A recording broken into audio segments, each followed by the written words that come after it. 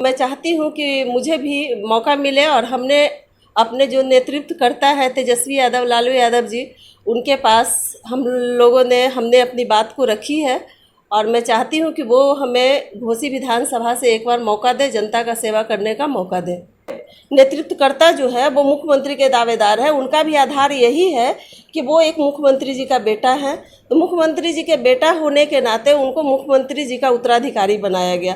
तो हमारे ससुर जी भी जब इतना दिन से जनता के बीच में काम किए हैं और मैं भी काम कर रही हूँ, सिर्फ उत्तराधिकारी नहीं हूँ। 15 साल हमने जनता की सेवा पहले कर चुकी हूँ, उसके बाद उन लोगों से मजदूरी मांगने में जा रही हूँ, अपने काम का आशीर्वाद मांगने में जा रही हूँ। इससे ही बोल रहे हैं कि महिलाएं सुरक्षित नहीं हैं।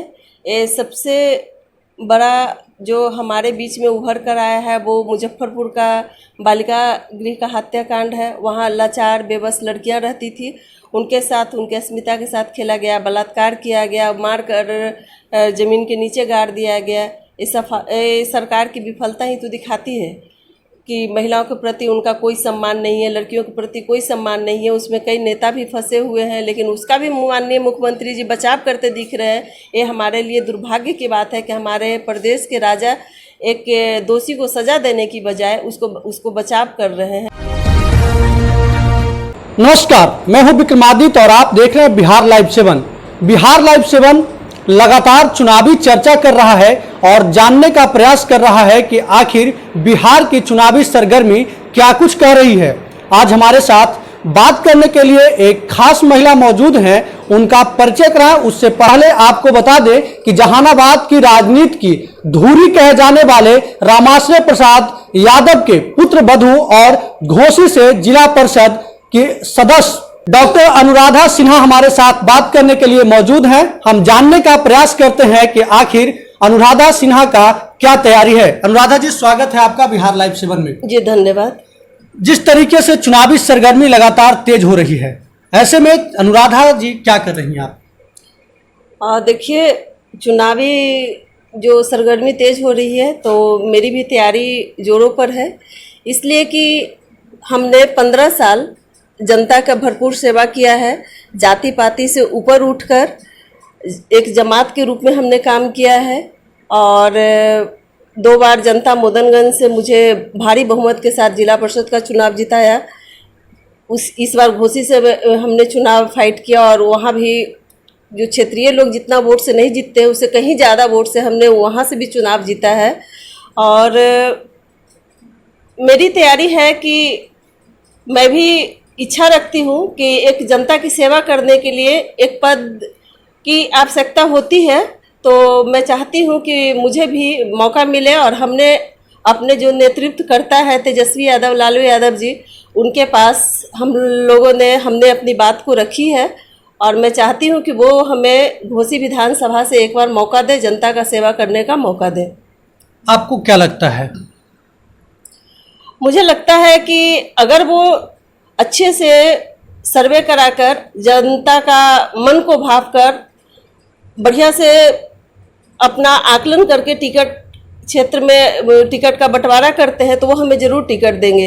इसलिए कि मेरा राजनीतिक बैकग्राउंड भी अच्छा है और हमारे पिताजी जो 2 बार घोसी से विधायक रह चुके हैं, 4 बार जहानाबाद से सांसद रह चुके हैं लगातार, और मैं भी उन्हीं के पद चिन्हों पर चल रही हूँ। वो बहुत ही एक कर्मठ, संघर्षशील और ईमानदार व्यक्ति थे, किसी से छुपा हुआ नहीं है और वो मेरे राजनीतिक गुरु भी रहे हैं। उन्हीं के पद चिन्हों पर मैं चल रही हूँ और मैं अगर नेतृत्व करता अच्छे से समझ कर टिकट देंगे तो मुझे ज़रूर एक मौका देंगे, क्योंकि मैं भी अगर चुनाव जीत रही हूँ तो कहीं ना कहीं मेरा भी प्रभाव क्षेत्र में जनता के बीच में है, तब जनता मुझे इतना भारी बहुमत से जिता रही है और मैं चाहती हूँ कि मुझे टिकट दें और देंगे।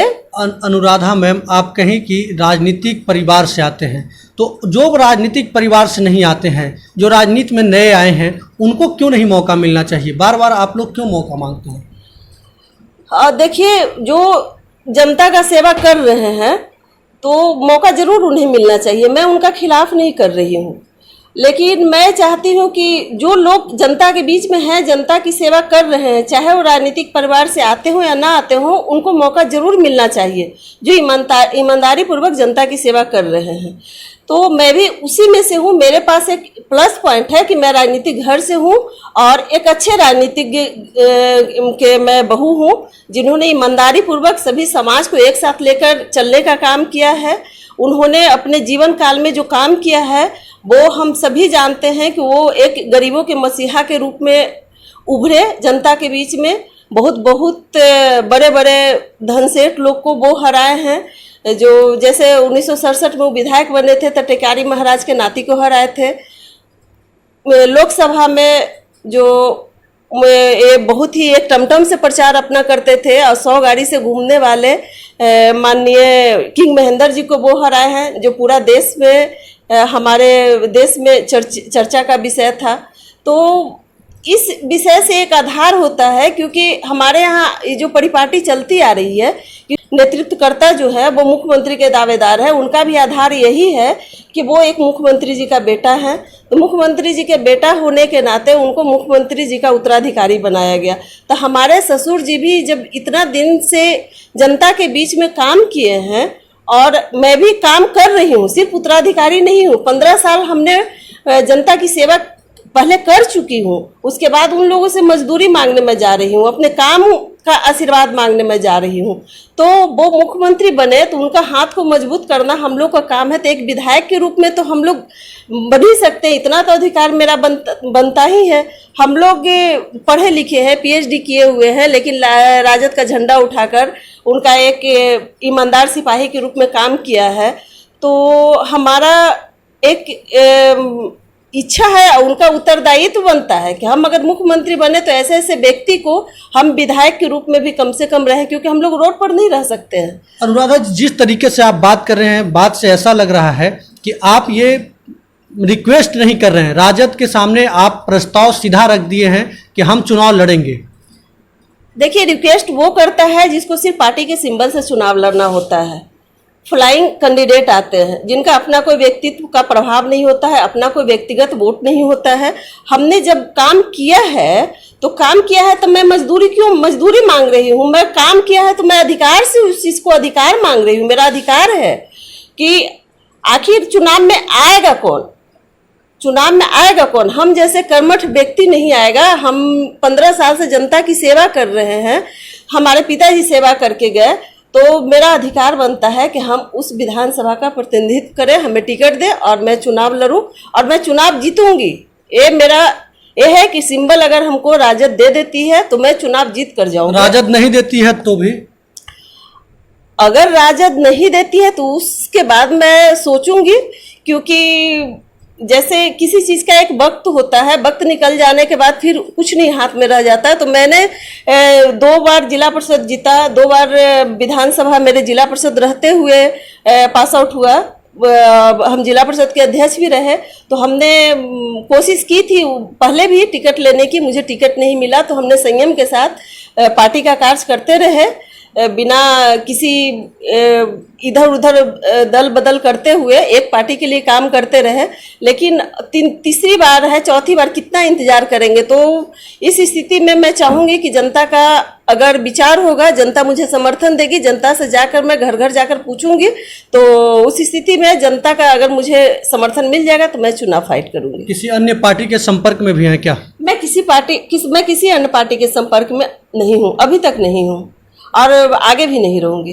तैयारी तो यहाँ तक चली गई है कि अगर टिकट मिले तो, और नहीं मिले तो जनता के बीच जाएंगे।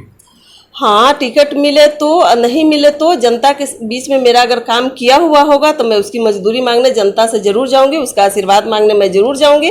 क्योंकि हमारे यहाँ जो लोग घूम रहे हैं बाहरी कैंडिडेट, जिसका चर्चा है, टिकट तो अभी फाइनल किसी का नहीं हुआ है, तो वो क्या किए हैं जनता का एक बताइए। हम लोग छोटा से बड़ा काम, थाना से लेकर जिला ऑफिस तक का काम मैं देखती हूँ, सारे का पैरवी मैं करती हूँ। गरीब गुरबा का जो भी छोटा से बड़ा काम हो, DM से लेकर SP से लेकर छोटे छोटे पदाधिकारी से, थाना में काम हो, थाना प्रभारी से या एसडीओ से तो मैं करती हूँ, तो आखिर वोट लेने का भी अधिकार तो मुझे ही है। अगर जनता इस चीज़ को समझेगी तो मुझे वोट करेगी, मैं जनता के बीच में जाऊंगी अपना मजदूरी मांगने। अनुराधा जी, आप इतने दावा से कह रहे हैं कि जनता के पास जाएंगे, तो कौन से ऐसे काम है जिसको आप उपलब्धि मानते हैं जिला परिषद रहते हुए? देखिए, जिला परिषद रहते हुए मेरी काफ़ी उपलब्धियाँ हैं। जैसे फंड आता है, फंड का अलॉटमेंट तो हर लोग कर लेते हैं।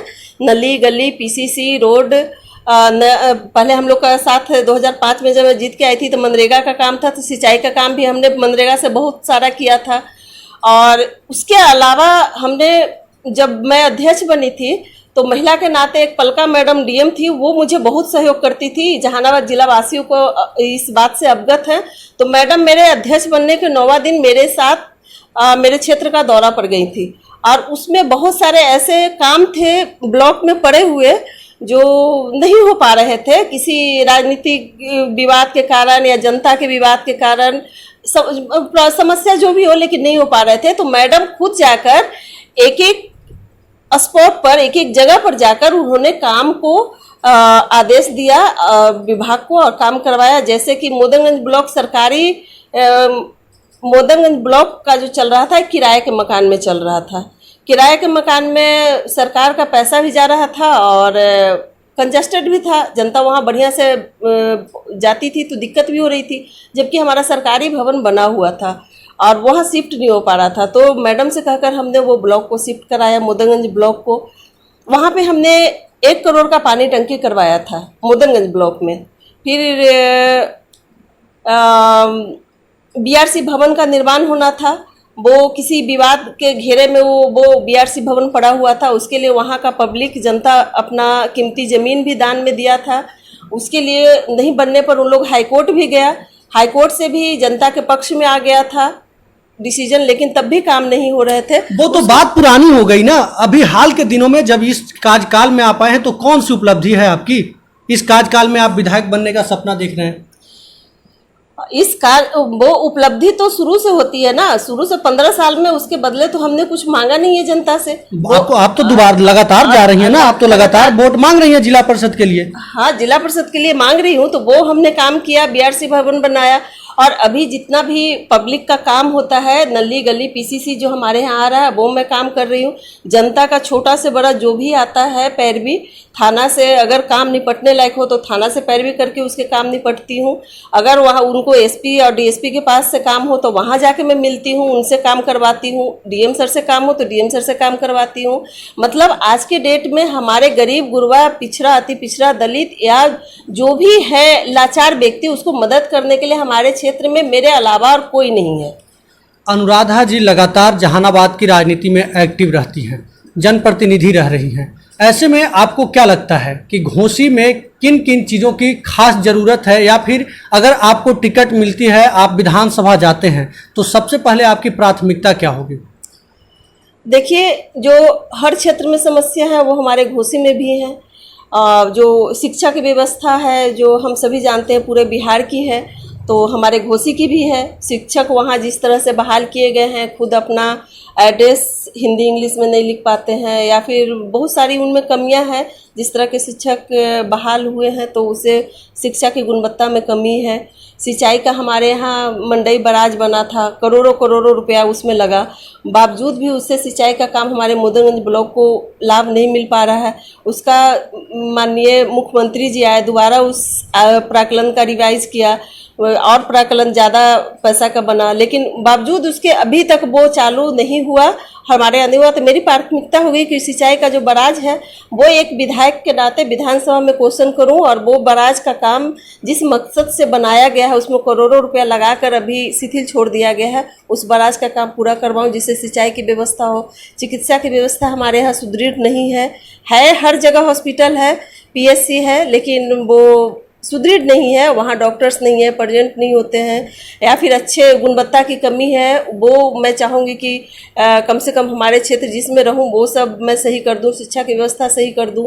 बुनियादी सुविधा के अलावा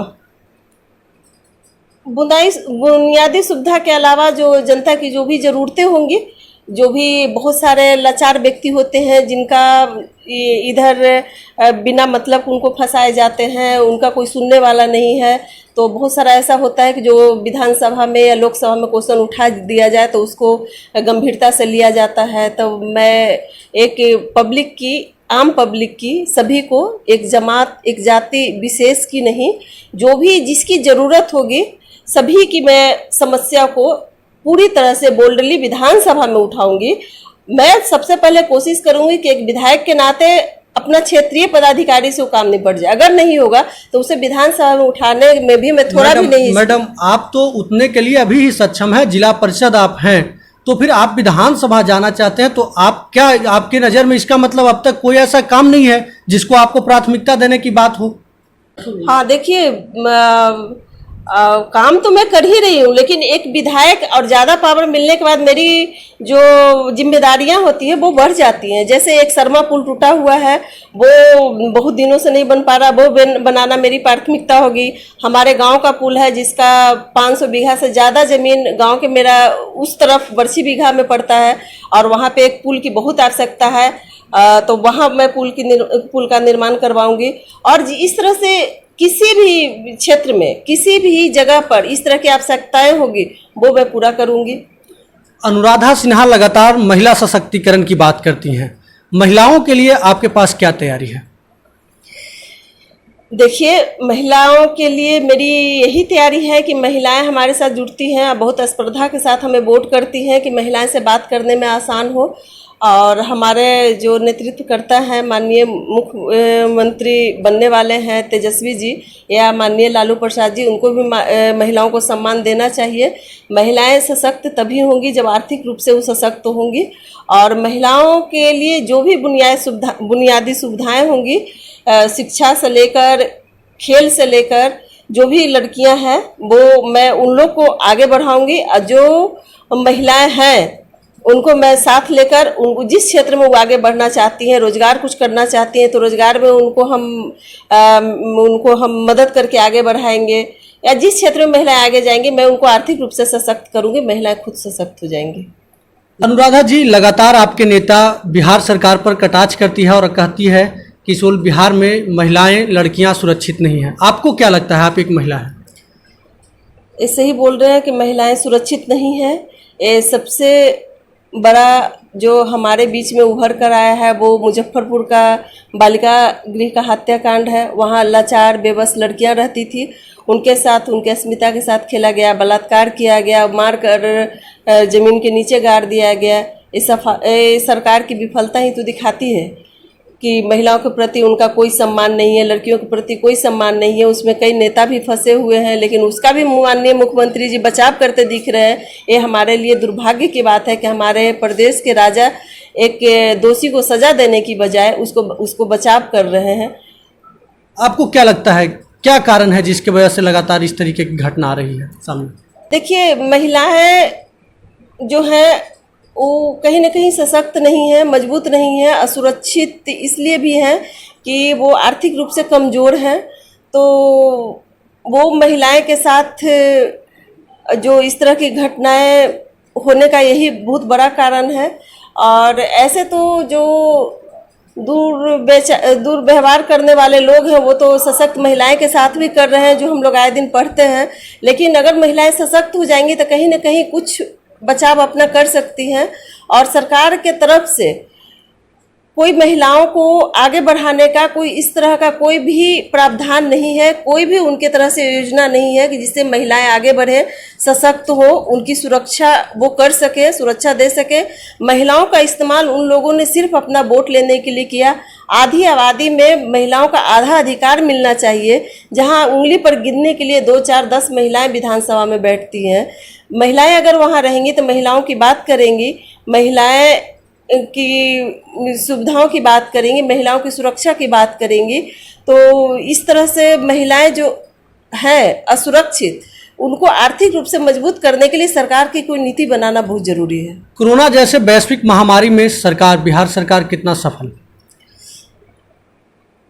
जो ये कोरोना जैसे पेंडेमिक हमारे यहाँ चल रहा है तो आप देख रहे हैं कि कोरोना में जो सबसे पहला एनएमसीएच खोला गया हॉस्पिटल कोरोना के इलाज के लिए, तो जो एनएमसीएच में इलाज है उसमें हम न्यूज़ में देख रहे थे कि कोरोना में जहां पेशेंट लेटे हुए वहीं लाश लेटा हुआ है। ये हमारी सरकार की व्यवस्था है। बताइए, एक पेशेंट जीते जी मरा हुआ है जो जब लाश के पास वो लेटा हुआ है। रिकवरी रेट तो बहुत अच्छा है। रिकवरी रेट तो इसलिए अच्छा है कि यहाँ लोग के खान पान जो है बहुत ही, जो गरीब गुरबा लोग हैं उनका उसी तरह का खान पान है। वो बैक्टीरिया वायरस से लड़ते इतना इम्यून सिस्टम वो अपना कमजोर कर चुके हैं कि जो कोविड-19 का बैक्टीरिया है उससे उनको इफेक्ट नहीं पड़ रहा है। सरकार की सफलता को नहीं मानेंगे। सरकार की सफलता को क्यों माने? इसमें सरकार सफल तब होते है जब उनके पास अच्छी सुविधाएं होती, अच्छा हॉस्पिटल होता, वो बीमार को ठीक करके बाहर आता है। अब हम आप सब जान रहे हैं, कभी इसका कोई वैक्सीन नहीं निकला है, और जो थोड़ा बहुत इलाज हो रहा है वो हॉस्पिटल की कितनी चरमराई हुई व्यवस्था यहाँ है, तो सरकार ठीक कहाँ कर रही है? वो तो हमारे यहाँ का इम्यून सिस्टम इतना मजबूत है, वो भी अपना खुद के कारण, खुद लोग अपना इम्यून सिस्टम को मजबूत करें। गरीब लोग हैं, जो गरीब को कहाँ कोरोना हो रहा है, इसलिए कि वो कचरा से उठा के खाते हैं, वो कितना उससे मजबूत बैक्टीरिया को अपने अंदर पचाए हुए हैं, तो ये कोरोना बैक्टीरिया उसको क्या करेगा? आखिरी सवाल, आप जैसा कि कह चुके हैं कि विधानसभा की तैयारी आपकी पूर्ण है, ऐसे में आप घोसी से ही चुनाव लड़ना चाहेंगे या फिर किसी अन्य विधानसभा क्षेत्र में भी जाना चाहेंगे?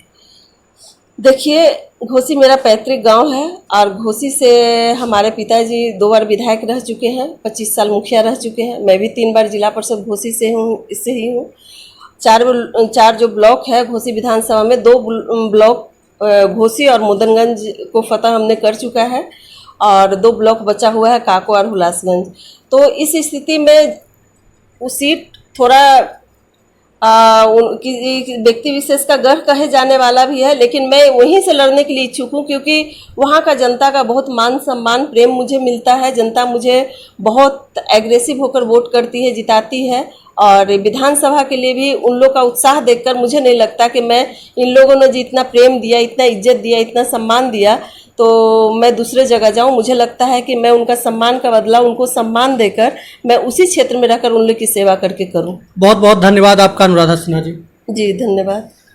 तो ये हमारे साथ अनुराधा सिन्हा थे। इनका साफ कहना है कि विधानसभा चुनाव की तैयारी कर लिए हैं, विधानसभा चुनाव में टिकट मिलती है तब भी हम चुनाव में जाएंगे, अगर टिकट नहीं मिलती है तब भी हम जनता की मन को टटालेंगे, वो जो कहेगी वही करेंगे। इनकी पैतृक जो गांव है घोसी, वहीं से यह विधानसभा की तैयारी भी कर रहे हैं। आपको बताते चले कि इनके ससुर लगातार जहानाबाद में राजनीति के धूरी रह चुके हैं और यहां जितने भी बड़े चेहरे सामने आए वो सारे परास्त होकर, या यूं कहें कि चुनाव में हार मानकर जहानाबाद से लौट गए थे। एक वक्त तब भी आया था जब यहां पैसों की बोरियां खुल रही थी, लेकिन उस वक्त भी हार मिली थी। देखना बड़ा दिलचस्प होगा कि अनुराधा सिन्हा को टिकट मिलती है, नहीं मिलती है, चुनाव जीतकर विधानसभा जाती हैं, नहीं जाती हैं, यह तो वक्त बताएगा। लेकिन इतना स्पष्ट है कि अनुराधा सिन्हा महिला सशक्तिकरण की बात कर रही हैं और कह रही हैं कि अगर विधानसभा पहुंचे तो महिलाओं की आवाज जरूर उठाएंगे। अभी के लिए बस इतना ही। लगातार खबरों के साथ बने रहने के लिए देखते रहें बिहार लाइव 7।